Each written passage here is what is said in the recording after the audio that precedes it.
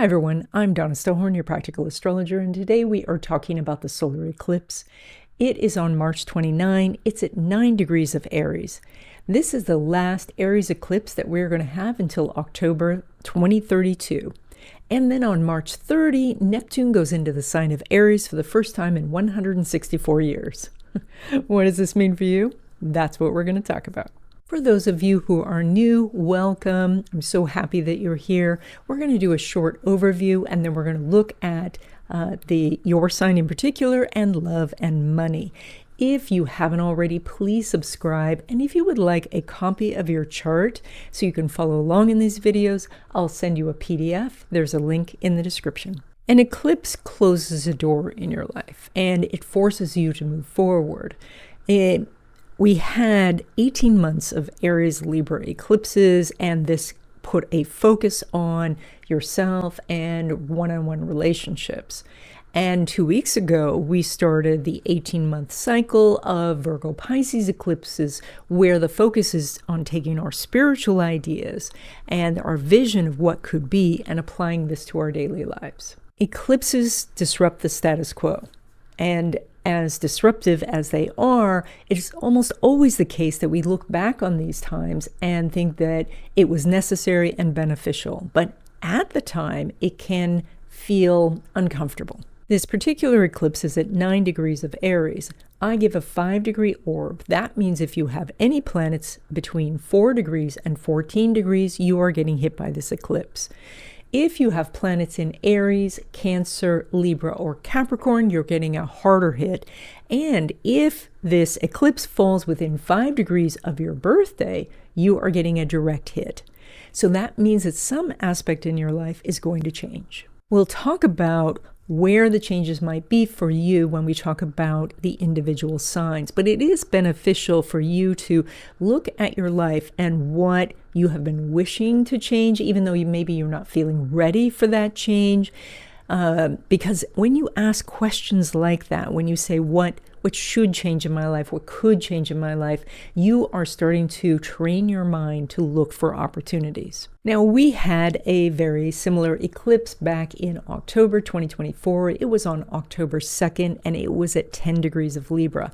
Libra is the opposite sign to Aries, and so there is a similar energy. So think about what was happening back in October of 2024. Maybe you are finishing up some of that energy with this current eclipse, or maybe you need to make some additional changes in that same area of life, or maybe somehow you avoided making a change then, and now the changes are happening. Now, besides this eclipse, on March 30, Neptune goes into the sign of Aries. It did this last time on April 13th, 1861.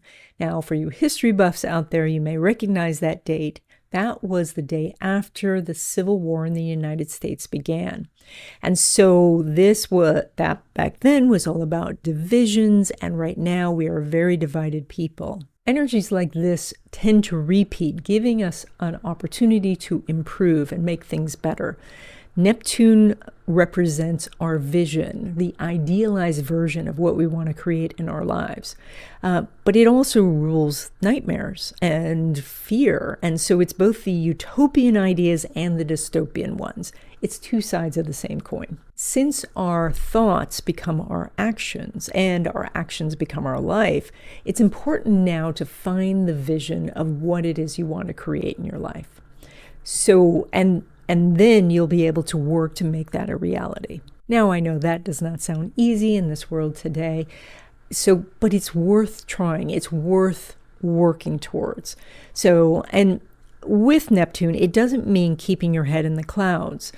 Your vision may include very practical things that you're doing, maybe in your community to fight for your kids' education, or to keep books in schools, or to have equality and opportunity for everyone.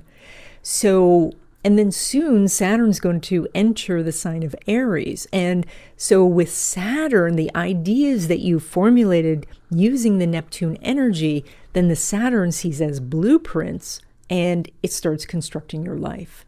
Okay, Pisces, this eclipse is falling in your area of finance. That means that there is some change going on with maybe a revenue source, or maybe you're gaining a revenue source. You might lose a revenue source. There could be changes in your money.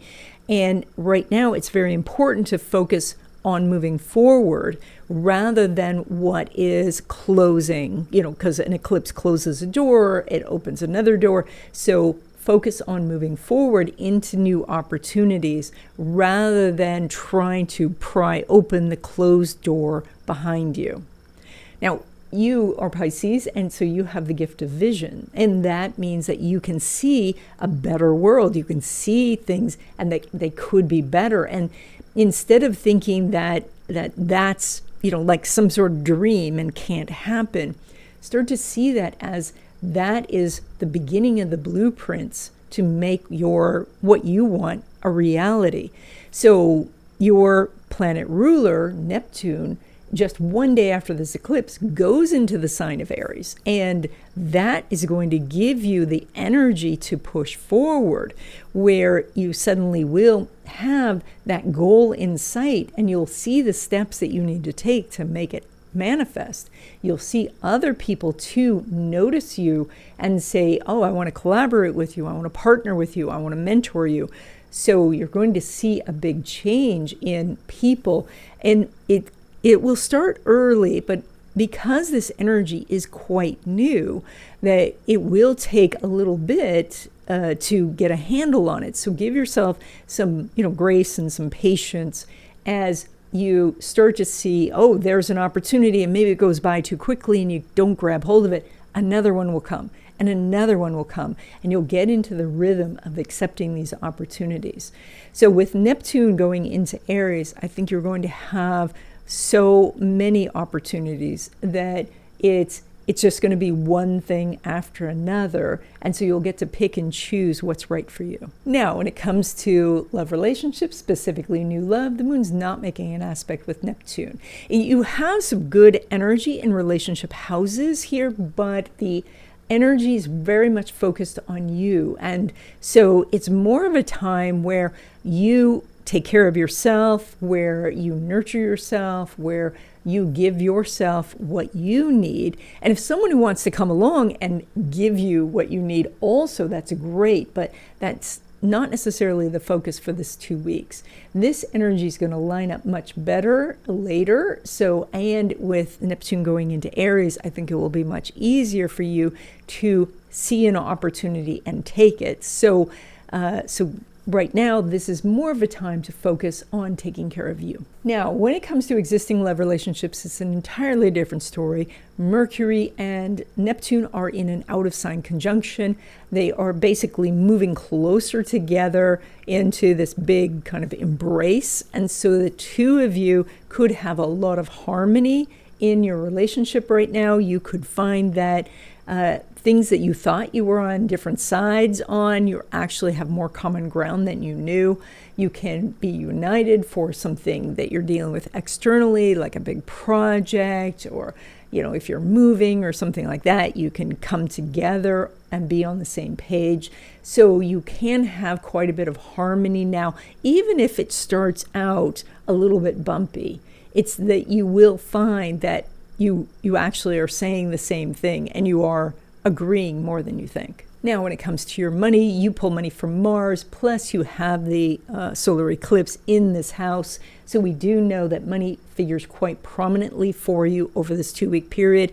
This Mars is going to make a trine to Saturn, and so it says that you're ready to take action. And the Saturn says, okay, like you're jogging along and you come to a hill. This is the harder part, and it's supposed to be hard. It's a hill. And this is going to make you stronger and make your lungs more powerful and your muscles bigger or whatever. And so you want to take that hill. The idea that, you start something and then it gets hard, and so you start to look for something else, that's not what you want to do in this time. Since Mars is making the trine to Saturn, you can get up that hill. You can work those muscles, and when you get to the top, you will see that at that point, oh, now that I've gotten this hard thing done, now it can get easier, and so the hard thing might be making the sales calls, or wading through the technology to figure out how to do it, or this could be asking someone for help, asking someone for an idea, or stepping outside your comfort zone in some way. So go do the hard thing, go run up the hill, and you will feel the rewards. Now, when it comes to money from business or from investments, Venus is making a trine to Mars. So once you get this going, you give something a little push, and then momentum just takes over, and so things start to happen. And so, I often say with the trine, the energy's like your friend needs a wedding cake.